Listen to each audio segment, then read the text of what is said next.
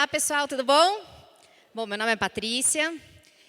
Eu conheci o Jordão não faz muito tempo, através do meu marido, que jogava squash com ele, e a gente se conheceu num aniversário de um amigo em comum.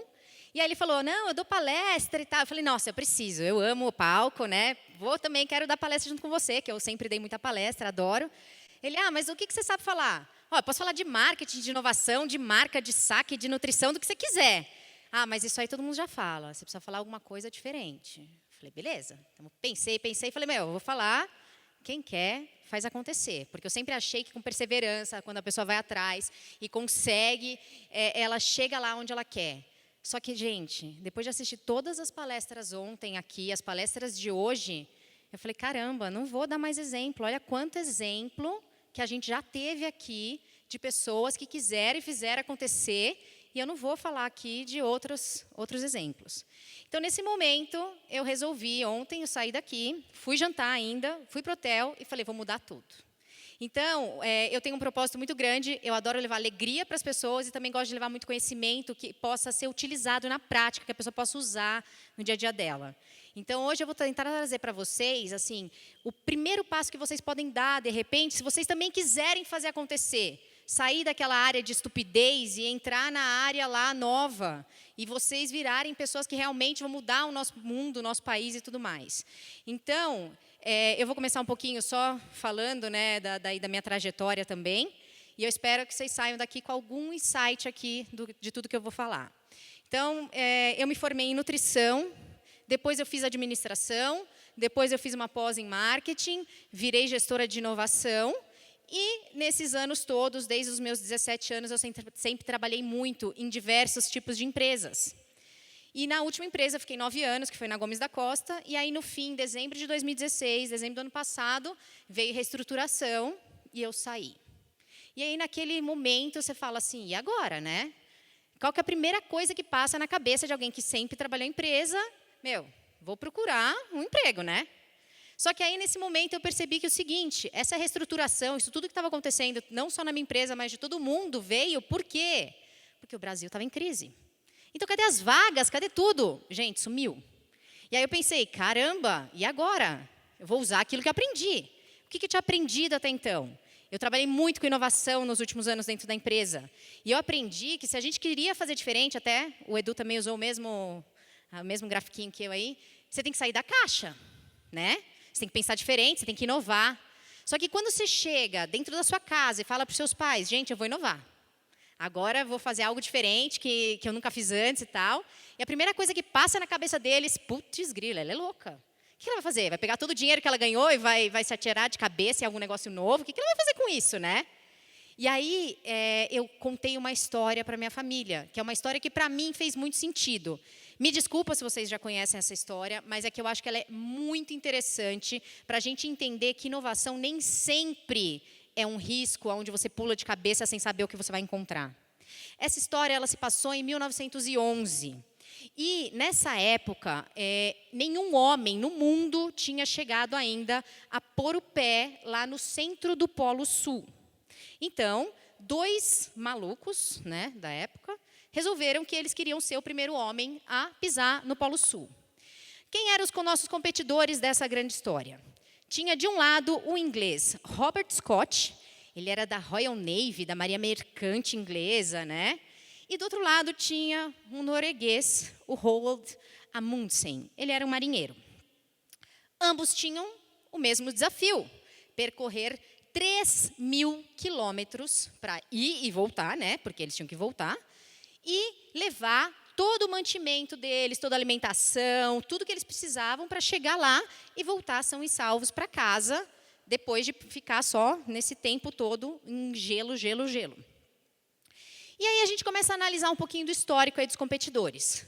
Gente, o Scott, ele já era um veterano aí do Antártico. Ele já tinha ido várias vezes, não pisado no centro do Antártico, mas já tinha feito várias expedições ali pelo Antártico. E na última expedição que ele tinha feito, ele já tinha sido o cara que chegou mais perto do Polo Sul. E aí, como ele já tinha já era veterano no assunto de gelo e tal, ele tinha o objetivo não só de pisar lá no centro do Polo Sul, como também fazer algumas coletas, pegar algumas informações e dados, até para pagar todo mundo que estava financiando essa expedição deles. Já o Amundsen, o sonho dele, gente, era conquistar o Polo Norte. Mas olha só, uma semana antes, ele recebeu um telegrama falando, ó, um cara já chegou lá antes. E em uma semana, ele resolveu mudar tudo. Ah, agora eu não vou mais conquistar o Polo Norte, eu vou conquistar o Polo Sul mesmo. Mas o objetivo dele era muito específico. Ele queria ser o primeiro homem a pisar no Polo Sul. E aí, o Scott, ele era muito rico, era lá do Royal Navy, ele já decidiu quais eram os meios de locomoção dele, então ele tinha trenó motorizado, ele ia usar pônei, ele ia usar cachorro, um monte de gente para poder fazer essa excursão toda, então ele tinha uma equipe de cientistas, de militares, e o Amundsen lá tinha uns trenós simples, eles eram só um pouquinho mais compridos que o normal, ele só queria levar cachorro e falou que ia levar 4 homens. Pergunto para vocês, quem vocês acham que se deu bem nessa excursão? Alguém tem ideia? Quem acha que foi Scott? Quem acha que foi Amundsen? Muito bom. Agora vamos entender um porquê, né? Então vamos lá. Qual foi a preparação desses 2 caras? O Scott, como ele já era veterano, ele já tinha ido várias vezes para o Antártico, já tinha ido mais perto do Polo Sul, ele não fez nada de diferente. Ele falou, já conheço essas coisas aí, vou continuar seguindo tudo que eu já conheço. O Amundsen, o sonho dele sempre foi conquistar o Polo Norte. Então, vários anos antes, ele decidiu que ele ia viver uma temporada com os esquimós. Puta, quem mais sabe viver no gelo do que os esquimós? Então, ele foi passar uma temporada lá com os esquimós. E, nesse momento, ele descobriu que, assim, era importantíssimo para quem queria sobreviver no gelo, ter cachorro. Só que ele descobriu também que esses cachorros de neve são dificílimos de serem domesticados. Então, o que ele fez? Ele foi lá e pegou uma cadelinha pequenininha, a Eta, desde pequenininha, e foi cuidando dela, para ela ser amiga dele. Olha que interessante. Outra coisa, roupa. O Scott, ele vivia lá na Royal Navy, tudo era novo, então veio gente falando, gente, agora tem a roupa ótima aqui, que ela é feita de algodão, de lã, que era a matéria-prima da moda. Mas, assim, ele nunca tinha usado aquela roupa para fazer uma excursão, mas era a matéria-prima da moda, deve ser muito melhor, né? O Amundsen, ele viveu com os esquimós. E com os esquimós, ele percebeu que as roupas não eram justas, que eram bem largas. E eram feitas lá de pele de caribu, que é uma rena que vive lá no deserto. E aí, por que ele descobriu que tinha que ser roupas largas e não roupas justas? Porque ele descobriu também com os esquimós que eles tinham uma lenda, que só se anda 20 milhas por dia. Por quê? Porque quando você está no gelo, gente, se você suar dentro da sua roupa e aquele suor virar gelo, você morre. Então, você não pode correr no deserto. Porque se você suar e virar gelo, você vai ser congelado por dentro. O Scott foi com a roupa justa. E a roupa justa sua. Então, isso trouxe mais problemas para ele durante a expedição. E a equipe? O Scott resolveu levar 16 homens que eram cientistas militares para poder pegar pedras no caminho e fazer análises e tudo mais. E ele falava assim, vai ser piramidal. Vamos começar com 16, vai ficar 14, vão ficar 12, vai voltando o pessoal. E, no fim, eu vou chegar com 4 lá no Polo Sul e vou conquistar o Polo Sul. Né? E o Amundsen não. Eu vou levar só 4 homens, mas tem que ser excelente esquiador. E eu vou levar 52 cachorros, e quem vai liderar meus cachorros é a minha Etazinha. Lembra da Eta, né? Então. E ele foi. Por que o trenó do Scott, gente, do Amundsen, era mais comprido? Porque ele descobriu que no gelo também tinha muita fenda. Então, se fosse trenó pequenininho, muitas vezes, se passasse uma fenda, podia cair. Por isso que os trenós deles eram mais compridos. Então, ele pensou em várias opções e foi tentando resolver no caminho. E aí começou a corrida, definitivamente. As equipes estavam prontas. Dia 19 de outubro saiu a primeira, que foi a do Amundsen. E uma semana depois, saiu o Scott com a equipe dele todas. O que aconteceu com o Scott, gente? Logo de cara, o trenó motorizado nunca tinha sido testado em frio tão grande daquele jeito. Os trenós quebraram logo no começo da jornada. O segundo erro dele, pônei. Era fofo o pônei, só que o pônei era pesado, a neve é fofa, o pônei afundava. E aí os pôneis foram morrendo.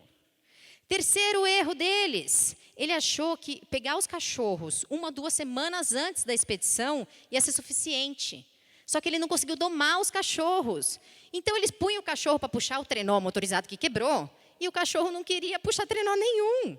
O que aconteceu com o Scott no fim da viagem? No fim, não, logo no começo da viagem, ao invés de ter trenó para ajudar, ter cachorro para puxar e ter pônei para puxar, quem teve que puxar os trenós elétricos foi a própria equipe deles. Imagine o cansaço, imagine o suor, imagina tudo que ele não passou, porque ele não preveu nada disso, né?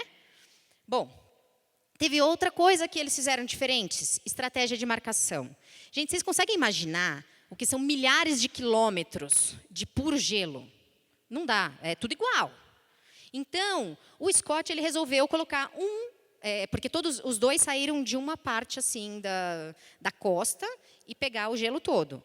E o Scott colocou uma única flag, uma única bandeira preta no centro ali, que ele sabia que ele teria que voltar para lá.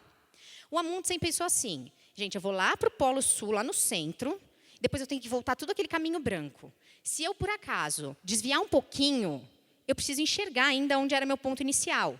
Então, ele pegou 10 quilômetros e colocou bandeiras pretas por 10 quilômetros para poder marcar todo o percurso dele. E no caminho, tudo que ele ia comendo, ele ia deixando um pedaço da caixa, tipo a história lá do João Maria, ele ia deixando um pedaço da caixa e aí foi marcando para poder depois voltar mais rápido, né? Porque tudo branco, se você vê um monte de pedaço de caixa, ele falou, consigo chegar mais fácil depois na volta do meu destino. Comida. O Scott, o Amundsen, ele levou comida suficiente para ele e os 4 homens até o fim da jornada. E uma comida que ele aprendeu com os esquimós, muito forte em energia, porque andar tudo isso no gelo ou passar frio consome muita energia.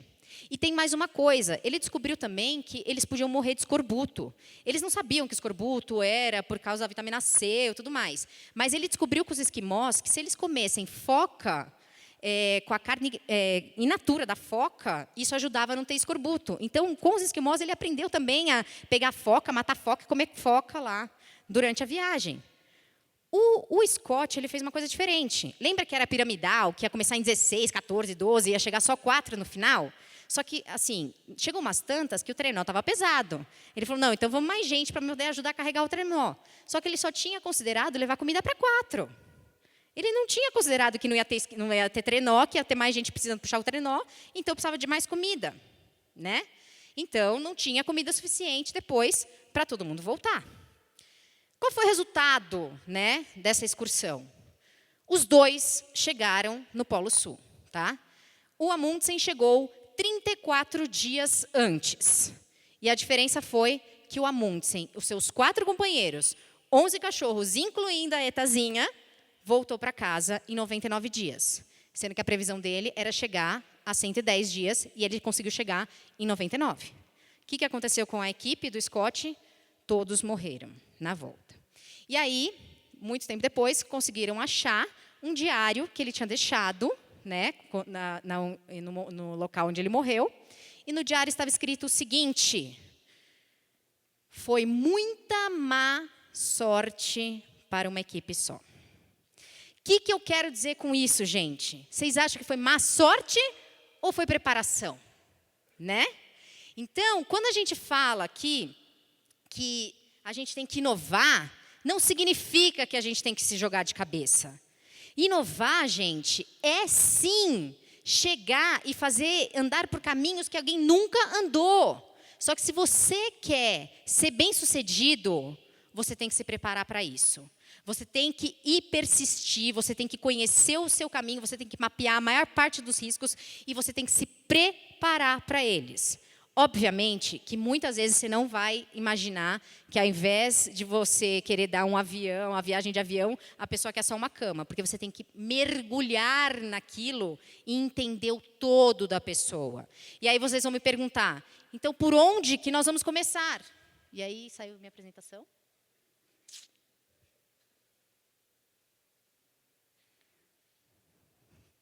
Foi mal?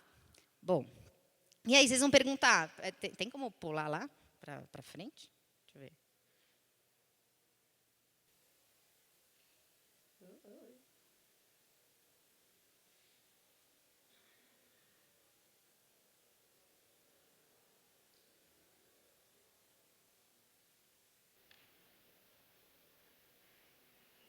Mas nós, né? Ser humanos normais aqui, queremos começar, queremos inovar. E aí, né? Por onde que a gente vai começar? E se eu puder dar uma dica para vocês, comecem mergulhando no futuro de vocês. E como que a gente faz isso? Uma das frases que eu gosto muito é essa: a melhor maneira de prever o futuro é você criar o seu futuro. E como que a gente pode fazer? Vamos criar uma ferramenta. Essa ferramenta, ela se chama Memórias do Futuro. Eu não sei se vocês conhecem, mas memória é passado, né? É tudo aquilo que eu já vivi. É todas aquelas experiências que eu tenho. Mas assim, então como é que é memória do futuro se você está falando que memória é passado? Então, memória é tudo aquilo que a gente já viveu e aquilo que a gente já vivenciou. Então, a memória ela está ligada tanto com a razão quanto com a emoção. Então, foi criado uma ferramenta que chama Memórias do Futuro, onde as empresas elas pegam e se colocam em diversos tipos de futuros possíveis e imagináveis e elas vão se preparar para aquele futuro. Como é que faz isso? Eu vou dar um exemplo bem claro para vocês da vivência que eu tive, tá? Essa Memórias do Futuro foi criado lá pela Shell, antes da crise do petróleo. E foi a única empresa que não morreu quando teve a crise do petróleo, porque ela se preparou para caso algum dia tivesse um problema com petróleo, com a falta de petróleo, o que eles fariam. E o meu exemplo, vivência disso, foi na Gomes da Costa. Lá na Gomes da Costa, foram consideradas 25 pessoas de diversas áreas, uma pessoa de cada área, e essas pessoas a gente recebeu um grande desafio. Falaram assim, ó, vocês 5, vocês vão fazer uma Gomes da Costa perfeita. O que seria uma Gomes da Costa perfeita? Vocês 5 vão fazer o que seria um mundo ideal para Gomes da Costa. Vocês 5 vão ver o que seria uma catástrofe de mundo para Gomes da Costa. E vocês 5 vão ver o que seria uma empresa péssima, uma empresa que nada funcionaria para Gomes da Costa. E depois vocês vão apresentar isso para todo o comitê executivo, veio todo o pessoal da Espanha, veio todo mundo assistir, todos os diretores, o presidente, tudo mais. E nós fomos fazer uma apresentação do que seria aqueles mundos e aquelas empresas ideais. E nesse momento, eu fui uma das pessoas que apresentou, a gente começou a ver o seguinte: o que seria um mundo perfeito para Gomes da Costa? Não sei se vocês sabem, a Gomes da Costa é aquela empresa que faz atum e sardinha e tal. O mundo perfeito para Gomes da Costa era aquele mundo onde o oceano era maravilhoso, limpo, tinha peixe para todos os lados. O Drauzio Varela foi lá no Fantástico e falou assim que comer atum e sardinha em lata é ótimo para a saúde, então todo mundo agora vai comer atum e sardinha em lata. Então, assim, era um mundo ideal para Gomes da Costa. O mundo desfavorável era o seguinte, gente, o oceano está todo contaminado, uma indústria dessas aí de petróleo destruiu tudo, está tudo cheio de petróleo no oceano, ninguém mais pode pescar, não tem mais peixe, isso é um mundo totalmente desfavorável para Gomes da Costa. O que era uma Gomes da Costa perfeita? Uma Gomes da Costa perfeita pode chegar quantos peixes forem, que a gente vai produzir e a gente vai entregar. Porque a gente tem as pessoas que mais entendem de peixe. Todo mundo aqui fala de peixe, está muito bem. E o que era uma Gomes da Costa nada adaptada? Era uma Gomes da Costa onde o peixe está chegando, está estragando, não tem onde pôr, não tem câmera fria para guardar. E nesse momento, gente, veio o estalo de todos os diretores, um olhou para a cara do outro e falou, gente, mas espera aí. E se realmente um desses mundos acontecerem, e a partir de amanhã, hoje, a pesca da sardinha, para vocês terem ideia, tem o defeso. 5 meses no ano não se pode pescar sardinha. Imagina se amanhã o Ministério da Pesca fala assim, agora são 10 meses que não pode mais pescar sardinha. O que vai acontecer com a Gomes da Costa, gente? Alguém tem ideia? Vai morrer. Por quê? Porque o que trouxe até aqui não é o que vai levar você para frente. A gente tem que estar sempre pensando para frente. E foi desse momento que foi e surgiu a área de inovação dentro da Gomes da Costa. Hoje a Gomes da Costa faz vegetais em conserva, faz outros produtos que estão para sair, super disruptivos, porque aí depois a gente foi treinado para pensar fora da caixa nesse sentido. Mas o que eu falo para vocês, gente? Não achem que o que é hoje vai continuar sendo amanhã. Vocês querem um exemplo? Tem um pessoal que eu converso que é de indústria farmacêutica e fala assim, mas aqui nunca vai mudar, gente, porque tem um monte de lei, um monte de coisa. Será que nunca vai mudar mesmo? O que aconteceu com as empresas de extintores de incêndio para carro? Que de um dia para a noite era lei, todo mundo tinha que ter extintor de incêndio para carro, agora não é mais necessário. O que vocês acham que aconteceu com essas empresas? De uma hora para outra, uma coisa que era lei, que todo mundo tinha, agora não precisa mais. Então, abra o olho e pense para frente, porque senão, o que vai acontecer com a gente? Ou a gente inova, ou então a gente esperar a boa sorte chegar, gente, desculpa avisar, mas está todo mundo no buraco.